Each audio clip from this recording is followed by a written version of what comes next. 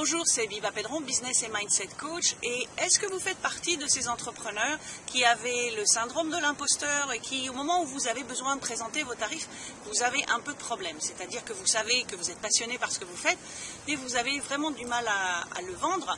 Et c'est pour ça que vous avez tendance à baisser vos tarifs, déjà parce que souvent on pense que si on baisse ses tarifs, on aura plus de clients. Et on s'aperçoit toujours que c'est le contraire. Et vous n'osez pas monter en disant « mais qui je suis pour me permettre d'augmenter mes tarifs ?» Alors j'ai une petite histoire que j'ai entendue récemment dans un séminaire ici à Miami. Et j'espère que cette histoire va vous parler et vous permettre, la prochaine fois où vous aurez des problèmes avec vos tarifs, vous permettre de comprendre que vous avez une valeur et de savoir quelle est votre valeur ajoutée. Donc en fait l'histoire c'est celle-ci. Alors, est-ce que c'est une histoire vraie ou pas? Je ne peux pas vous le dire, on ne me l'a pas dit, mais en tout cas l'image est intéressante. Donc c'est un paquebot qui tombe en panne dans le port de New York et qui juste à l'entrée du port de New York. Donc ce qui veut dire que les bateaux ne peuvent plus rentrer, les bateaux ne peuvent plus sortir. Donc un paquebot c'est quand même assez important, donc ça bloque tout. Ce qui fait que le port est paralysé et donc on sait pertinemment que ça va coûter des millions et des millions par jour. Donc on se dépêche, on fait venir tous les techniciens du bateau pour faire le tour, pour voir où est le problème. Tout le monde fait le tour, on prend des heures, il ne se passe rien. Au bout d'une journée, le bateau est toujours bloqué.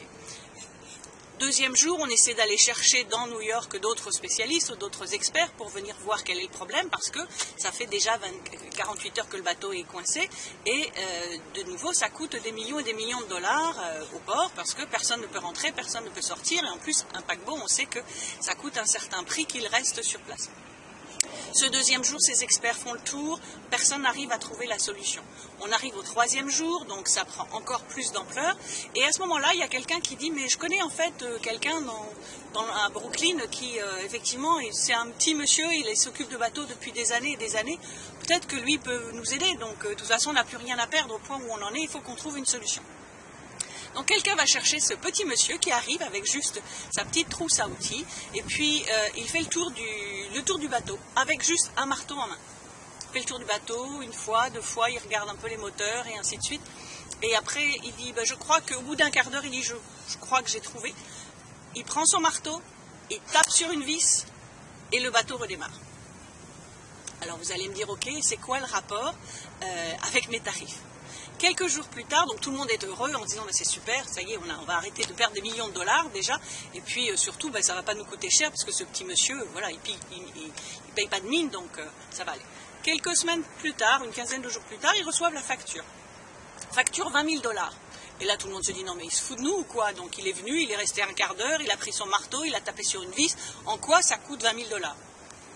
Et en fait, donc, il le rappelle en lui disant, mais il doit y avoir un problème, vous êtes sûr que ce n'est pas 200 dollars, vous êtes sûr que c'est vraiment 20 000 dollars, vous avez dû faire une erreur. Et le petit monsieur leur dit non, parce qu'en fait, il y a 50 dollars de déplacement.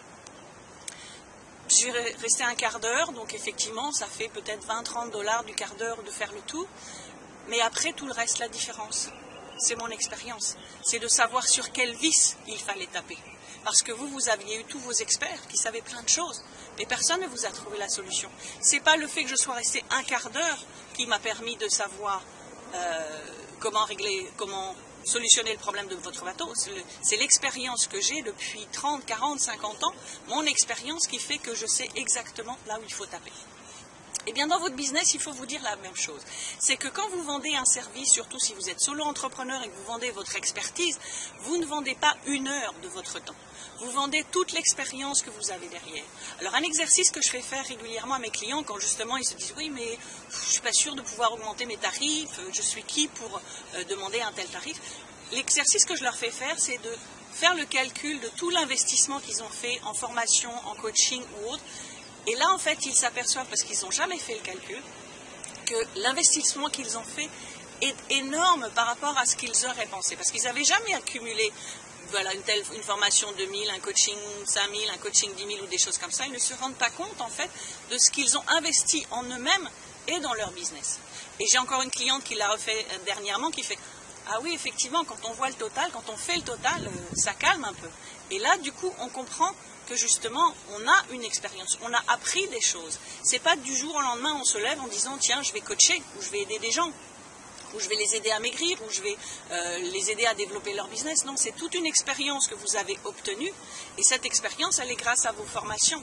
Et au fur et à mesure, plus vous avancez, plus vous continuez de vous former, parce que comme je dis toujours, l'éducation ne s'arrête jamais. Donc personnellement, j'ai toujours des coachs tout le temps, parce que on ne peut pas se dire, voilà, ça y est, maintenant je sais tout et je vais continuer tout seul. On a toujours besoin d'apprendre, il y a toujours de nouvelles choses.